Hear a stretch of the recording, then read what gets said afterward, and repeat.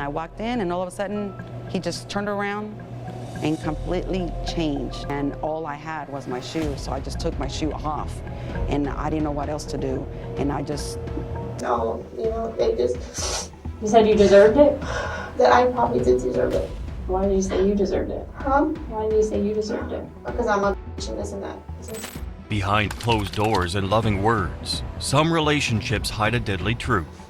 From Laura Flores-Messick's shocking betrayal to Brittany Nicole Holbrook's brutal attack, each case reveals how love can turn lethal and how one moment of rage can end a life forever. Let's begin.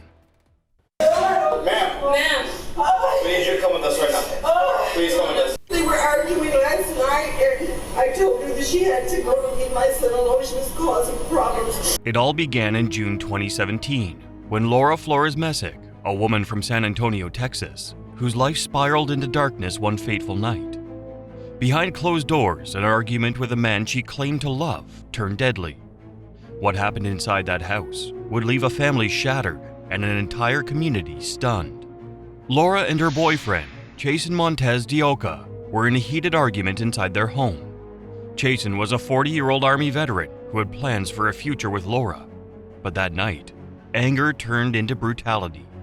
After Jason stopped responding to calls, his mother, Rachel Montez de Oca, went to check on him.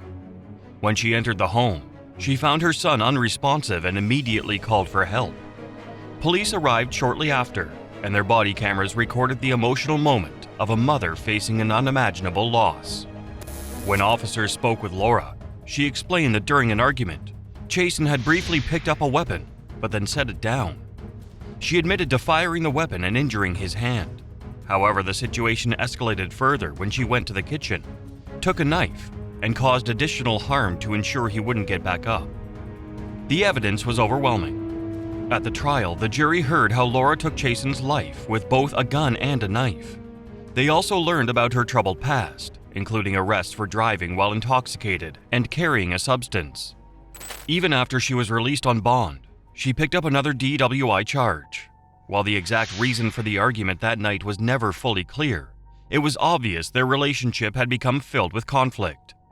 Some said Laura had experienced difficult relationships in the past, but that didn't make the ongoing tension any easier to understand. In April 2019, Laura Flores-Messick was found guilty of murder. She faced a sentence that could range from 5 years to life.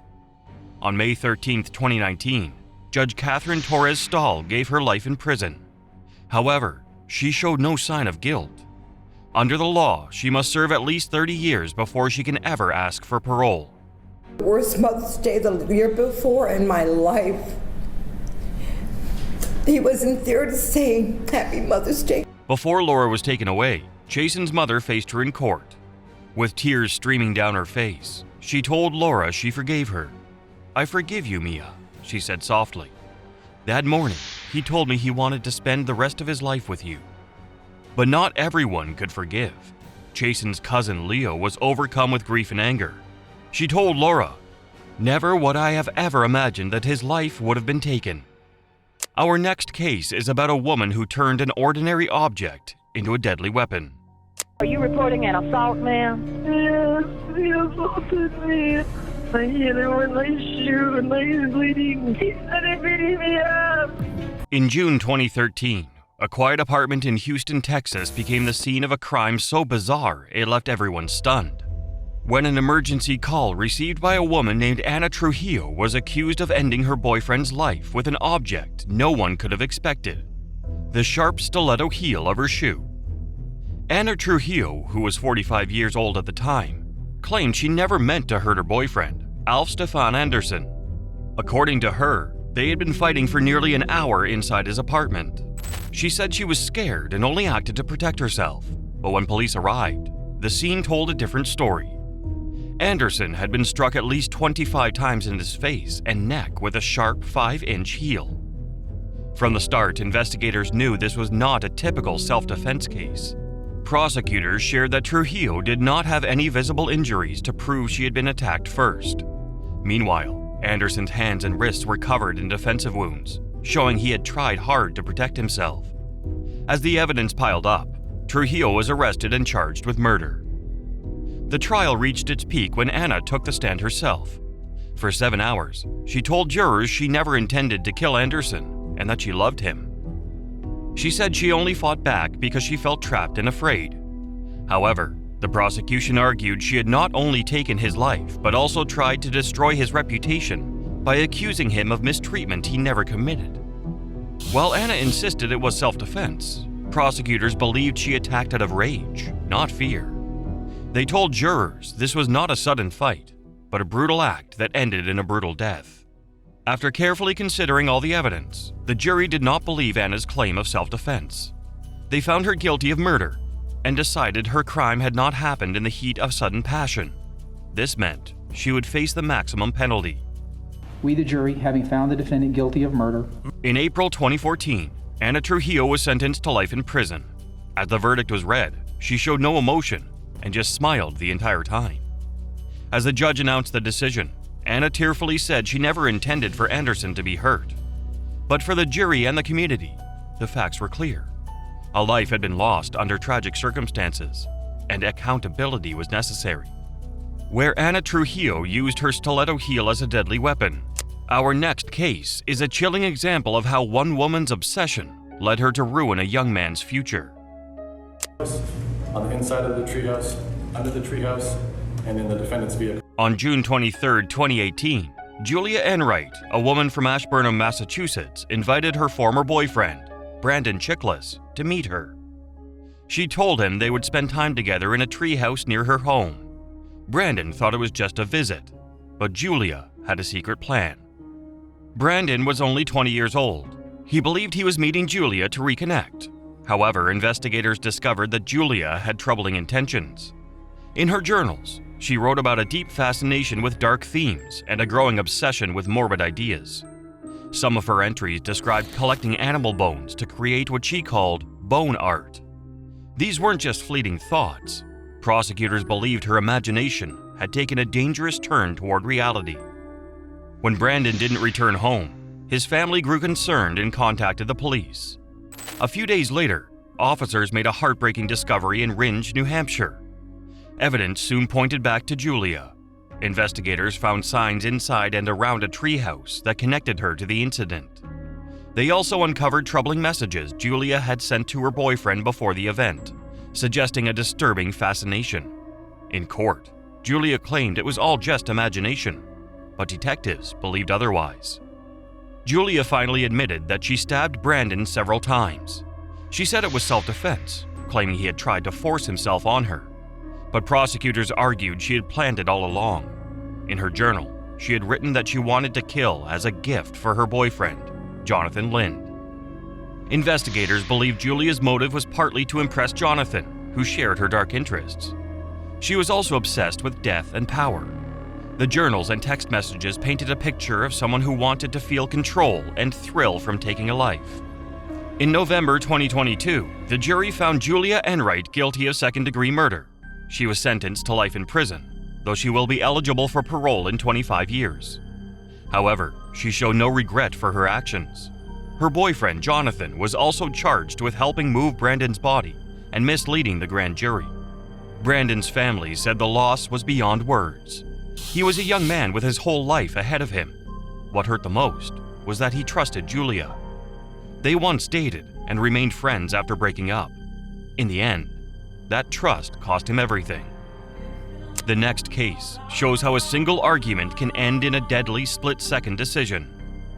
That she's the worst kind of killer. We're not saying that this was premeditated. On February 20th, 2017, a woman from San Antonio, Texas, whose relationship turned deadly. What started as a regular day ended in a tragedy that no one could take back. Jamie and her boyfriend, Ryan Matthew Perez, were at their apartment on Southeast Military Drive. They had been arguing, and the fight kept growing louder. Neighbors said they heard shouting and angry words coming from inside. The argument built up until it reached a breaking point. Around 6:30 p.m., a gunshot suddenly rang out. Moments later, Jamie put Ryan into her car and drove him to Mission Trail Baptist Hospital. When hospital staff saw his gunshot wound, they immediately called the police. Ryan was soon moved to San Antonio Military Medical Center for emergency surgery. Despite doctors trying everything they could, he was pronounced dead at 8:41 p.m. When investigators arrived, they spoke with Jamie. She said they were checking a gun that had been painted when it suddenly fired by accident. But witnesses told police a different story. They said they'd heard Ryan telling her, "Just do it," right before the shot. Officers also learned the couple had been fighting just before Ryan was shot. Detectives gathered all the evidence and charged Jamie with killing and possession of a controlled substance. As her case moved through the courts, the community followed closely, wondering whether the shooting was truly an accident or something more intentional. While Jamie insisted the shooting was not planned, the argument and Ryan's final words raised serious questions. Some believed Ryan may have dared her in the heat of the moment. Others thought Jamie had simply reached her breaking point after their fight. She told from the beginning her story's changed 3 times from the time she was first interviewed. When the trial began, it took the jury only about 2.5 hours to reach a decision. Jamie was found guilty of murder. She chose to have her sentence decided by Judge Lorena Rummel. Her sentencing was scheduled for June 7, 2018, in the 144th State District Court. She was sentenced to 35 years in prison, with a requirement that she serve at least half of that time before becoming eligible for parole. However, she remained remorseless. The case left family and friends heartbroken. One life was lost forever, and another would never be the same. It was a reminder of how anger and conflict can spiral out of control in just one moment, leaving lasting pain for everyone involved. Our next case is horrible, where a girlfriend took a life in one terrible moment. Emergency. Hi, my roommate is in pretty bad shape. I really didn't Okay. In June 2023, Brittany Holbrook, a woman from Big Coppitt Key, Florida, saw her relationship end in an unexpected way. What began as a normal evening between a couple turned into a crime that left one man dead and an entire family devastated. On the night of June 16th, Brittany and her boyfriend, Tyler Nullish, were at home having drinks together.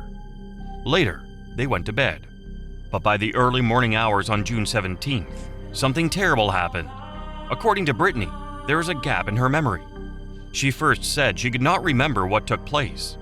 Then she claimed that Tyler had been strangling her. But when deputies examined her, they found no marks on her neck to support that story. I don't know what happened. I have no idea. Monroe County Sheriff's Office deputies responded quickly to the scene. They found Tyler lying on the living room floor with a gunshot wound in his back. Brittany was right next to him. The couple's roommate woke up to Brittany screaming. He ran out of his bedroom and saw Tyler bleeding. When he asked Tyler what had happened, Tyler used his last words to say, "That bitch shot me in the back," referring to Brittany.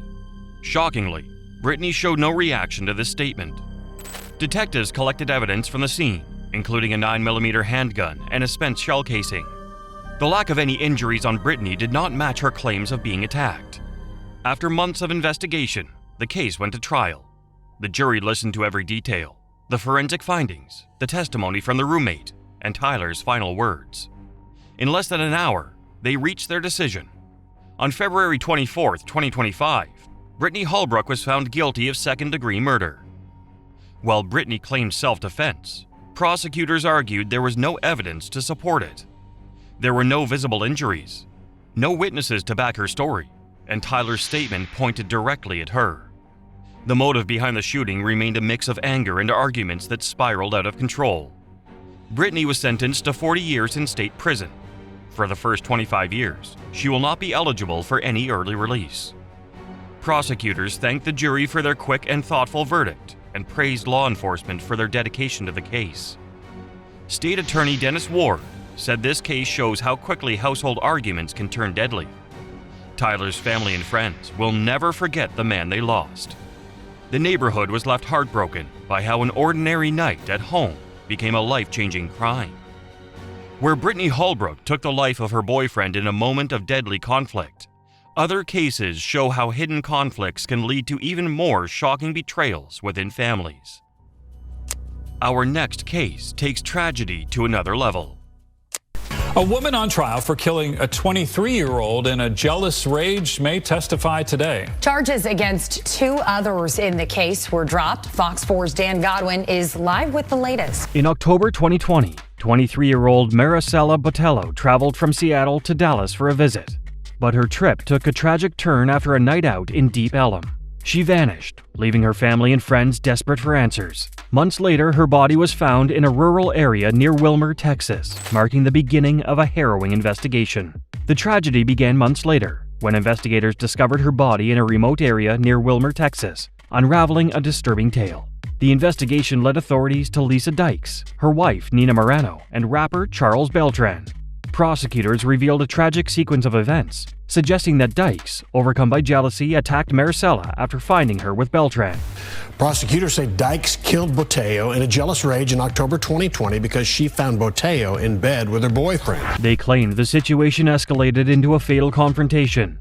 Evidence indicated that Dykes and Morano were working together to conceal the crime, disposing of Maricela's body in a desolate area. While Dykes and Morano were described as being in a unique relationship with Beltran, Dykes denied this, stating her ties to Beltran were limited to supporting his music career. He says he somewhat lacked family stability, he did not graduate high school, and he was in and out of jail. Now, he says he did not commit this murder of Maricela Botello. He says he was just a witness. Despite her claims, investigators found messages and GPS evidence connecting her to the crime scene. This heartbreaking case left Maricela's family grieving the loss of a beloved daughter and sister, while justice sought to bring closure to their pain. As the investigation unfolded, prosecutors presented a strong case against Lisa Dykes and Nina Morano. Using GPS data, they showed that both women had been near the rural area where 23-year-old Maricela Botello's body was later found. This evidence directly contradicted Dykes' claim that she and Morano were merely visiting a FedEx distribution center nearby. Adding to the puzzle, text messages and witness testimonies painted a troubling picture of the events leading up to Maricela's tragic death. Prosecutors argued that jealousy and anger had motivated Dykes' actions, providing further evidence to support their claims. In a dramatic twist, after their initial arrest, Dykes and Morano managed to disable their court-ordered ankle monitors and fled the country. They traveled to Cambodia, where they later claimed they were seeking a fresh start and felt unfairly treated. Their escape only heightened the tension surrounding the case, as it raised questions about their motives and accountability. Despite their efforts to evade justice, the legal system caught up with them, ensuring that the tragic loss of Maricela Botello would not go unanswered. Her family continued to grieve her loss while seeking justice for the bright young woman taken too soon. We, the jury, having heretofore found the defendant, Lisa Jo Dykes, guilty of the offense of murder as charged in the indictment. After 7 days of testimony and only 90 minutes of jury deliberation, Lisa Dykes was found guilty of murder and tampering with evidence. Her wife, Nina Morano, faced separate charges for her involvement. Dykes showed no emotion as the verdict was read, maintaining her composure as Judge Nancy Mulder delivered the ruling. The prosecution highlighted Dykes' actions as a brutal betrayal of trust, while the defense argued that the evidence was circumstantial and the investigation flawed. But during the whole trial, Lisa didn't show any remorse. Then dumped her body after she found the 23-year-old in bed with her boyfriend, Charles Beltran, Ms. Dykes' boyfriend, Charles Beltran. Maricela was visiting Dallas. The aftermath of the trial brought a mix of relief and sorrow. Maricela Botello's brother, Luis, delivered a heartfelt victim impact statement, sharing the pain of losing his sister. He said, "She is always taking care of us, despite us losing our sister, a beloved firstborn child, and a confidant." He described the profound impact her death had on their family, especially their mother, who continued to show resilience despite the tragedy. Taking care of us despite of us losing our sister, their firstborn child. The fact that all of this happened, she hurt herself and my dad. From a tale of jealousy and betrayal of a girlfriend, we move to a shocking crime that was fueled by a devastating mental health crisis. She's accused of killing her boyfriend by stabbing him 108 times. And now there is fury over the fact that she has been spared jail time after the judge ruled she was not in control. In May 2018, a tragic and shocking event unfolded in Thousand Oaks, California, when 32-year-old Bryn Spetcher fatally stabbed her boyfriend, Chad O'Melia, more than 100 times. What initially seemed like a brutal crime turned into a controversial legal battle surrounding mental health and substance-induced psychosis. Bryn and Chad had been dating for only a few weeks when tragedy struck on the night of May 27, 2018.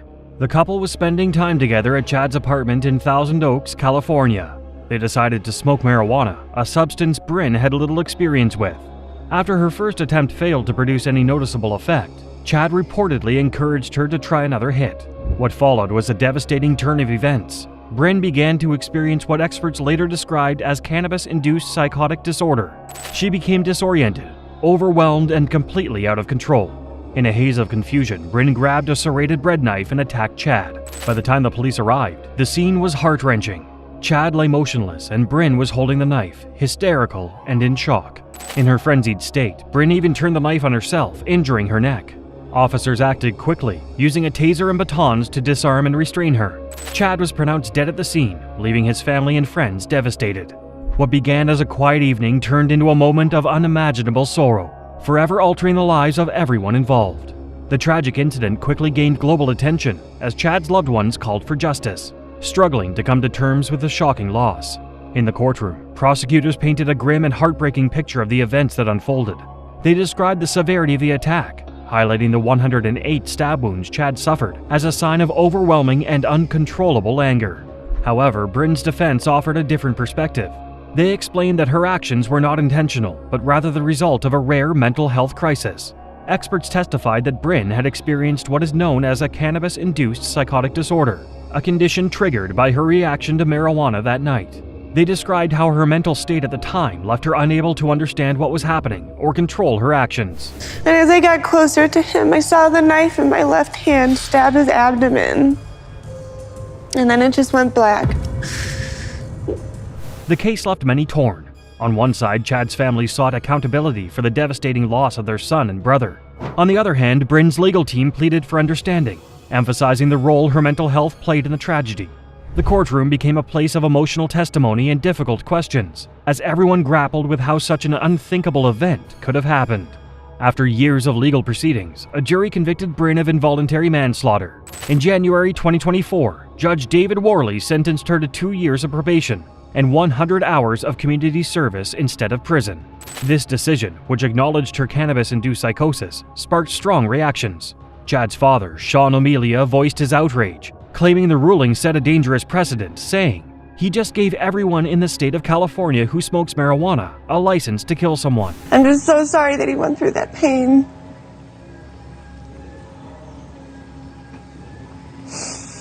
Yeah, it's I don't know. It's a lot. It's a lot. In her testimony, that everything was about her. Bryn and her family wept in relief after the judge's decision, while Chad's loved ones were left devastated, feeling justice had not been served. The public also went on roads for justice. The case highlighted the complex interplay between mental health, substance use, and criminal responsibility, leaving the community divided over whether Bryn's punishment fit her crime. Bryn moved to Los Angeles to start her career as an audiologist, her hearing service dog, Aria, by her side. The two spent much of their free time. Bryn's case highlights the complexities of mental health and justice. The next case shows how volatile relationships spiraled into tragedy. They loved each other deeply, and they fought with the same level of intensity. And when one of them ends up dead, police have to decide if it was self-defense or premeditated murder. On a quiet September night in 2015, Kaylee Whitehall and her boyfriend, Custon Johnson, were embroiled in a heated argument at their shared home in Kentucky. The confrontation would end in tragedy, leading to a criminal case that captivated the community and revealed the dark undercurrents of a troubled relationship. The argument began when Custon Johnson learned that Kaylee Whitehall planned to leave him. What started as a heated exchange quickly escalated into chaos, with their disagreements spreading throughout the house. Witnesses later described a tumultuous scene where emotions ran high. During the altercation, Johnson reportedly placed Whitehall in a headlock, attempting to control the situation. In response, Whitehall threw objects in an effort to free herself. The tension mounted as the conflict continued to spiral out of control. I couldn't breathe and I felt like I was scared. Amid the confusion, Whitehall made a critical decision. She grabbed a knife and returned to confront Johnson in the bedroom. What happened next changed both of their lives forever. In the midst of the struggle, Whitehall stabbed Johnson. Wounded and disoriented, Johnson managed to make his way to the bathroom, but his injuries were too severe. He collapsed near the shower, unable to recover from the damage inflicted. Tragically, his life slipped away shortly after. The devastating moment marked the tragic end of their relationship and set the stage for a courtroom battle that would later determine Whitehall's fate. It was a heartbreaking reminder of how conflicts can escalate with irreversible consequences. In the midst of the dispute, Whitehall stabbed Johnson. Injured and bleeding, he stumbled into the bathroom, collapsing near the shower. Tragically, Johnson succumbed to his wounds shortly after. The case reached the courtroom in September 2015, as the tragic events of that fateful day were laid bare before a jury. Prosecutors described the incident as an act of reckless violence, pushing back against Whitehall's claim of self-defense.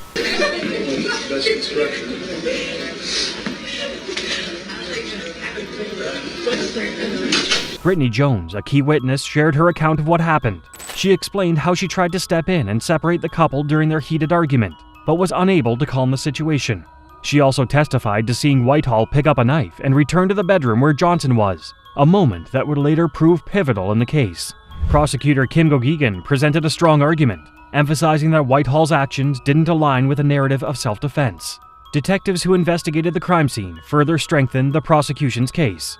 They revealed that the evidence contradicted Whitehall's initial claim of stabbing Johnson in the kitchen while he was holding her. Instead, the findings pointed to the fatal act occurring in the bedroom. I've never been in any situation like this. I don't do anything. I've never been arrested. I go to work every day. I'm like a supervisor. I make sure, my life is perfect. The jury listened carefully to these details, piecing together the story of what had happened. It was a tragic moment that left the courtroom grappling with questions of accountability and the choices that led to such a devastating outcome. After a 3-day trial, the jury found Whitehall guilty of reckless homicide. On November 7th, Warren Circuit Judge Steve Wilson upheld their recommendation of a 4-year sentence. Whitehall, who had remained stoic throughout the trial, returned to custody to continue serving her time at the Warren County Regional Jail. Motion pays penalty. We, the jury, fix the defendant's sentence of reckless homicide. Under the terms of her sentence, Whitehall is eligible for parole after serving 15% of her term, which means she could be released as early as March. This case brought heartbreak to both families involved and served as a stark reminder of how quickly domestic disputes can escalate into irreversible tragedies. Prosecutors argued that Johnson's life ended senselessly, while Whitehall maintained her actions stemmed from fear.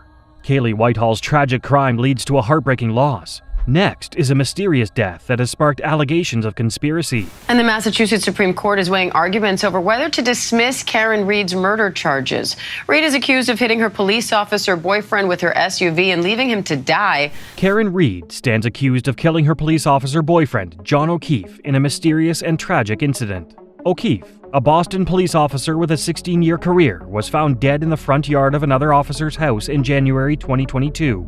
Reed, his girlfriend, has claimed her innocence, alleging that law enforcement is trying to frame her for his death.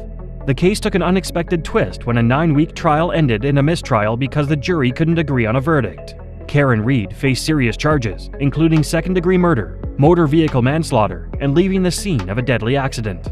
The prosecution was determined to try again, pledging to retry Reed for her role in the tragic death of her boyfriend, Boston police officer John O'Keefe. They arrived at the victim's home. The defendant had Ms. McCabe looked at that same cracked taillight.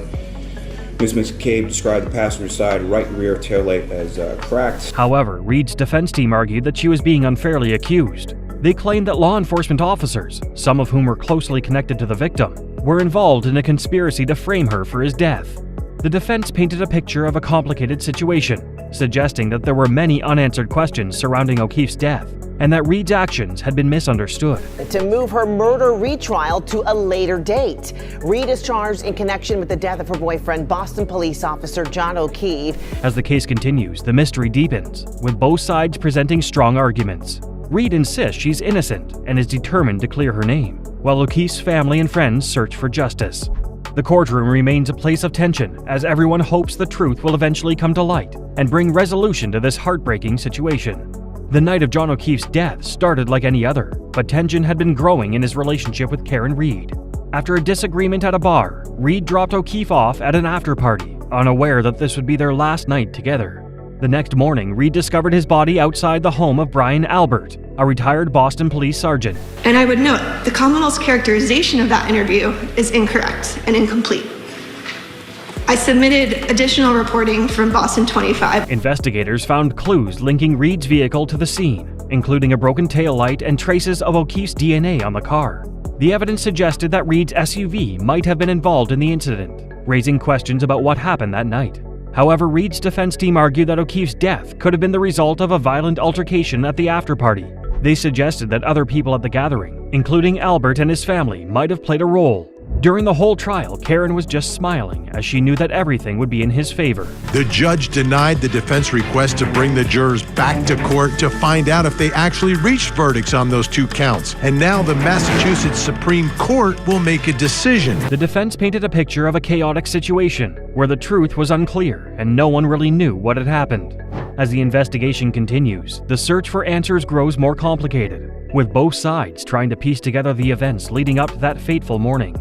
Despite the evidence presented by the prosecution, Reed's defense argued that the investigation was biased, particularly due to the close relationships between some of the key figures involved, including Albert's ties to law enforcement. The sneaker was completely buried. It wasn't until we started digging through the snow that we found the sneaker. Was a clear piece of plastic found a few feet south? They claimed that Reed was unfairly targeted as a suspect. The judge denied a request to dismiss the charges, and a retrial has been scheduled for April 1st. Throughout the trial, Reed maintained her innocence, while O'Keefe's family and friends sought justice for his death. The case has left many questioning whether the right person is on trial, and whether justice can truly be served in such a complicated and emotionally charged situation. You alone determine what evidence to believe. You determine the facts of this case. The next case takes us to Melanie Lynn McGuire, whose story unravels a chilling account of calculated murder and a trail of shocking evidence that left investigators and the public reeling. The latest and third suitcase containing human remains was brought ashore Sunday. Police got a tip from a recreational boater about its location in the water near the second island of the Chesapeake Bay Bridge Tunnel. In 2004, Melanie Lynn McGuire was living what seemed to be an idyllic life. A nurse and mother, she appeared to have everything together. But behind closed doors, her marriage to William Bill McGuire was unraveling. What started as marital discord would escalate into a chilling case that horrified an entire community. His name was Bill McGuire. He was a husband, a father of 2 young boys.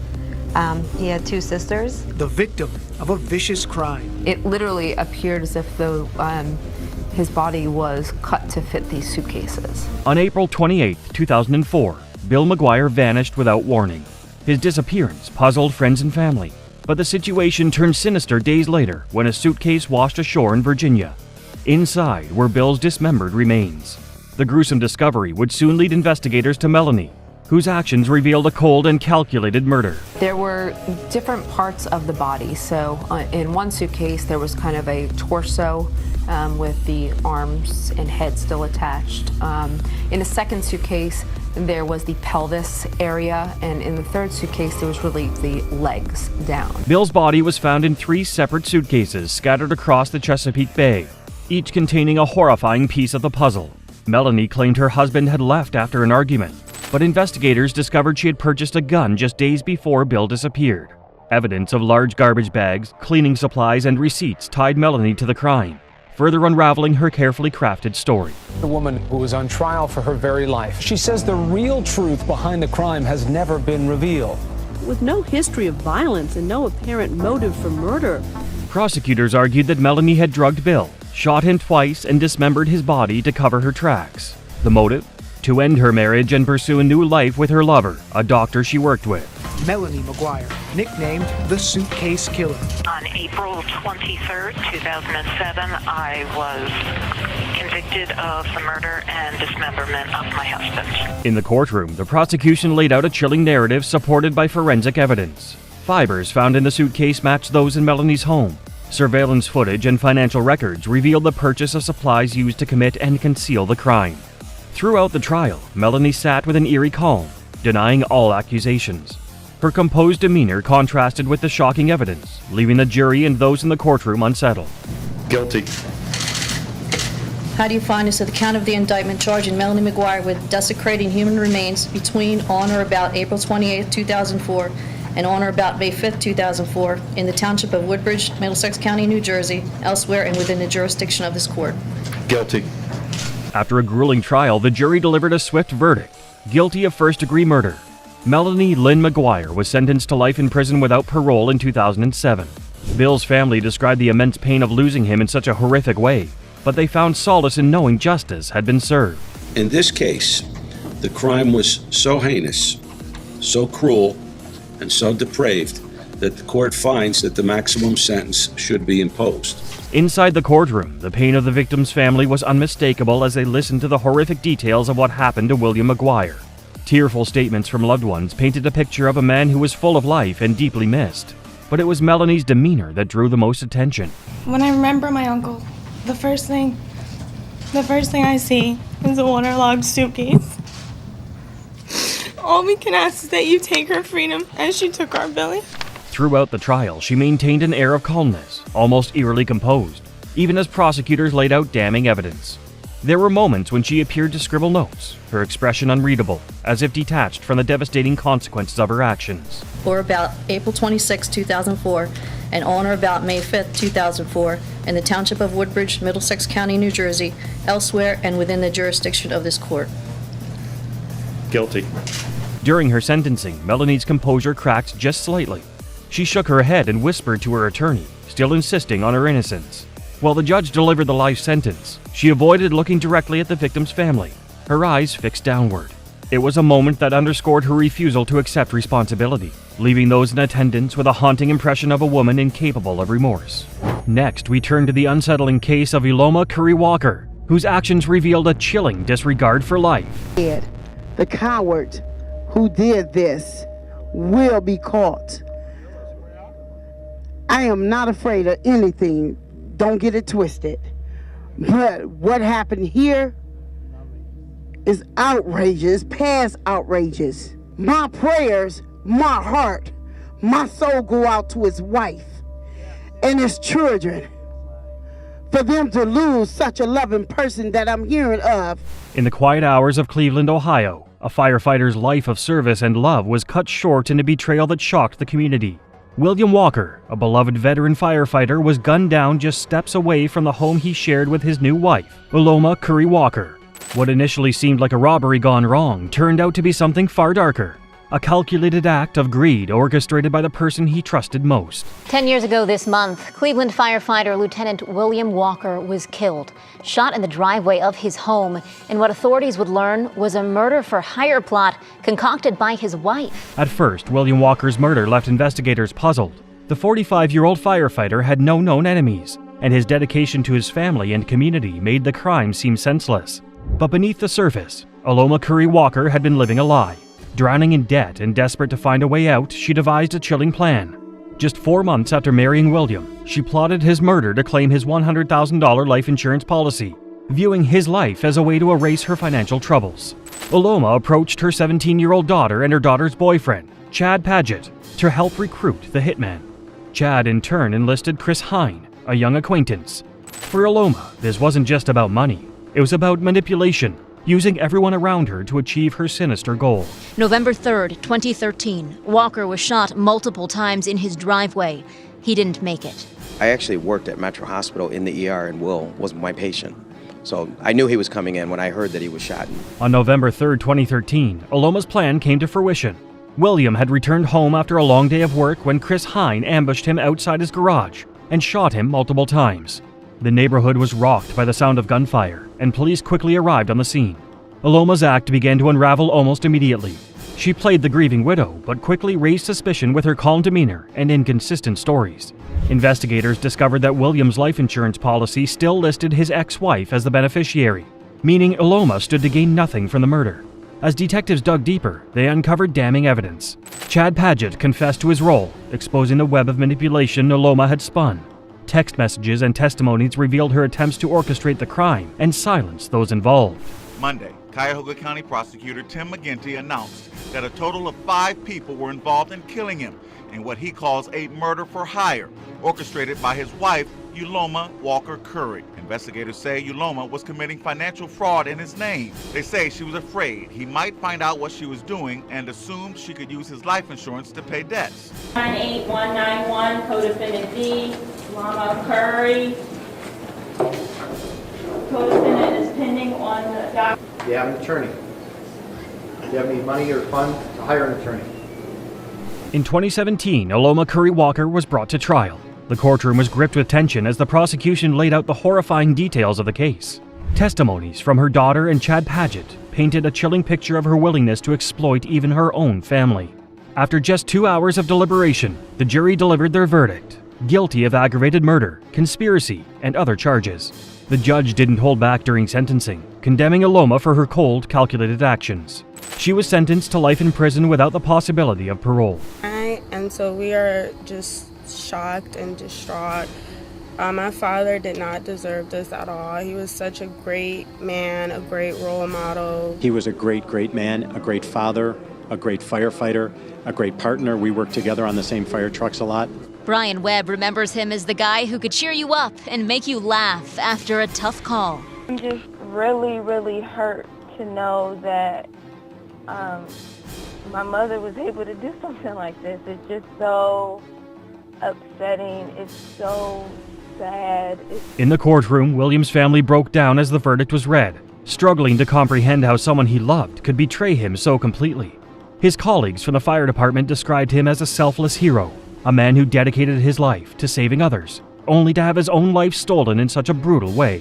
Iloma, however, showed no remorse. Her blank expression as the sentencing was announced sent chills through the courtroom, a stark contrast to the tears and heartbreak of William's loved ones. Up next, we shift to the unsettling case of Kelly Cochran, whose chilling actions left a path of destruction and raised disturbing questions about her true intentions.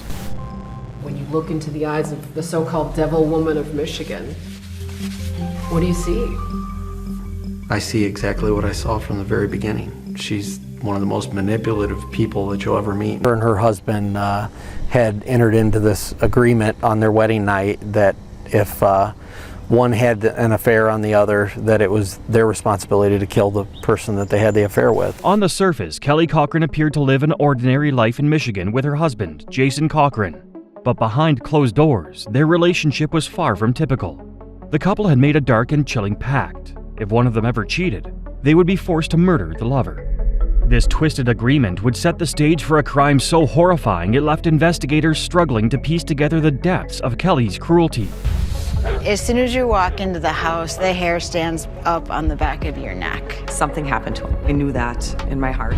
Kelly wore the pants in the family, so whatever she wanted, Jason did. In October 2014, Chris Regan, a 53-year-old co-worker and lover of Kelly Cochran, mysteriously vanished in Michigan's Upper Peninsula. He had been preparing to move out of town when he suddenly disappeared without a trace. When police began investigating, they found Chris's car abandoned at a park-and-ride lot. Inside, there was a sticky note with directions to Kelly Cochran's home, immediately placing her at the center of suspicion. I actually was institutionalized a little over a month ago. What happened to Chris? With her, it was like lie, truth. Kelly initially denied any involvement, insisting she knew nothing about Chris's whereabouts. But her behavior raised red flags. As investigators delved deeper, they discovered that Kelly and Jason Cochran had lured Chris to their home under the guise of a romantic evening, only to brutally ambush him. Jason shot Chris with a rifle, carrying out the deadly agreement while Kelly stood by. Chris Regan went missing in Michigan's Upper Peninsula in October 2014. The investigation into his disappearance went nowhere. Cochran and her husband Jason had been questioned, but not arrested. What began as a pact to punish infidelity soon spiraled into a nightmarish cover-up. The couple dismembered Chris's body, disposing of his remains in the rugged wilderness of Michigan's Upper Peninsula. Despite their efforts, Kelly's mounting inconsistencies and the evidence pointing to her involvement kept the police closing in. Shortly after the couple moved back to Northwest Indiana, when Jason Cochran died from an apparent heroin overdose, that the pieces began to fall into place. After years of suspicion, Kelly's world began to unravel. In 2016, Jason Cochran was found dead in their home in Indiana, reportedly from a heroin overdose. But Jason's family believed otherwise, and an autopsy revealed that his death was intentional. Kelly had injected him with a lethal dose, silencing him permanently and ending their dark partnership. Whom she said her now dead husband had killed, then with her help dismembered. She even led investigators to where they dumped the remains. Out in that area? A little to the right and back towards us a little. Now a widow, Kelly fled the area, but authorities soon caught up with her. During questioning, she made stunning confessions, admitting not only to Jason's murder, but also to helping plan and carry out Chris Regan's killing. She even claimed to have killed multiple other victims, though these confessions have never been fully substantiated. Convicted murderer Kelly Cochran was sentenced to life in prison without a chance of parole this morning. Cochran was found guilty of first-degree murder, aiding and abetting, along with 4 other felony charges in late February. In 2017, Kelly Cochran was convicted of Chris Regan's murder and sentenced to life in prison without parole. She was also found guilty of Jason Cochran's death, adding another 65 years to her sentence. Prosecutors described her as manipulative, calculating, and devoid of remorse. A woman who not only orchestrated brutal crimes, but reveled in the chaos she left behind. Do you have a conscience? It's just like, have you always felt this way? I've always been like this, man. Kelly's chilling goodbye letters, written shortly before her arrest, hinted at her complete detachment from reality. She referred to herself as a devil in human form, leaving no doubt about the darkness within her. Everybody just cried, and Chris's family was sitting right behind me, and the first thing I did is just turn around and hug them. In the courtroom, Chris Regan's loved ones sat in stunned silence as Kelly detailed the events leading to his death.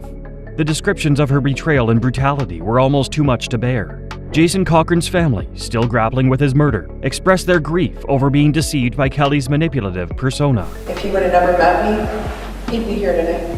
35-year-old Kelly Cochran will never again walk free, convicted of killing her lover and then her husband. Kelly's demeanor during her trial was cold and emotionless, leaving those in attendance shaken by her lack of humanity.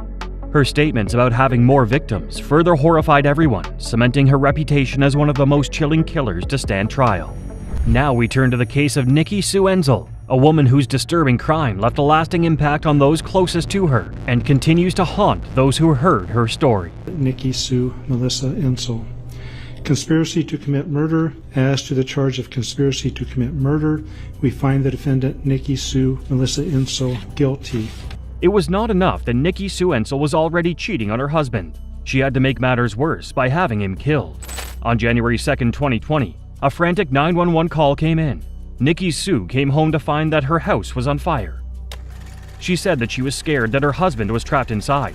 According to Nikki, she'd been away from home for a few days when she got a call from her husband's coworker, who said he hadn't been to work for a few days. I came out here to check. My husband sent a text message that he didn't come in today, and I've been good 3 days, and so I'm coming here to check. And I walk in, I open the door, and I walk in the house is smoky. I can't get in the door. It's so smoky in the house. When firefighters got to the scene, they found the body of 42-year-old Chad Ensel inside his bedroom. He was pronounced dead, and an autopsy was carried out. It was soon revealed that the fire was not what killed Chad. He had been shot multiple times by a shotgun. At first, investigators believed that he had committed suicide and that the house fire was caused by a propane heater. Another investigation revealed that Chad couldn't have committed suicide, and that's when the story that Nikki gave began to crumble. The gun was found near the bed and not near Chad on the floor. It was also revealed that the fire had been deliberate after the accelerant was found in the bedroom. At first, no one really suspected Nikki. That was until security footage showed Nikki with a man in multiple places over their area. It was then revealed that this was Earl Howard, Nikki's lover. Show that Nikki Sue Ensel and Earl Howard agreed to kill Chad Ensel, agreed to set the house on fire, to collect the insurance benefits and to cover up the murder, and agreed to tamper with evidence by destroying or disposing of that second shotgun shell and setting the fire to cover up the evidence of the murder. Nikki had been in an affair with Earl for a while before deciding to go see him in the motel. While she denied that she hadn't been back to the house before the fire, CCTV footage soon showed otherwise. After constant interrogation, Nikki claimed that Howard was the one who shot Chad while they were struggling over the gun. She said she waited in the car. Her story changed again when she claimed that she had never seen Howard before. Despite this, prosecutors did not believe her. Howard, on the other hand, said that Nikki had shot her husband and that he offered to set the house on fire to burn evidence. Prosecutors argued that they planned to kill him and run away with his insurance money. Nikki was charged with conspiracy to commit arson, conspiracy to commit murder, and conspiracy to tamper with physical evidence. In February 2023, she was sentenced to life in prison with the possibility of parole. In court, she tried to appeal her sentence. I get told I need to take a plea deal. It's going to be this way. I don't want to. I want to have my chance. Her appeal was dismissed, and she is serving her sentence in North Dakota. Howard ended up pleading guilty to various charges, including conspiracy to commit murder and arson. In making the plea deal, prosecutors agreed to drop a murder charge. He was sentenced to 25 years in prison in February 2022. The actions of these girlfriends cross the line from passion to tragedy, leaving behind scars that may never heal. Their stories of anger and betrayal reveal how the most shocking acts can occur behind closed doors, carried out by those once trusted the most.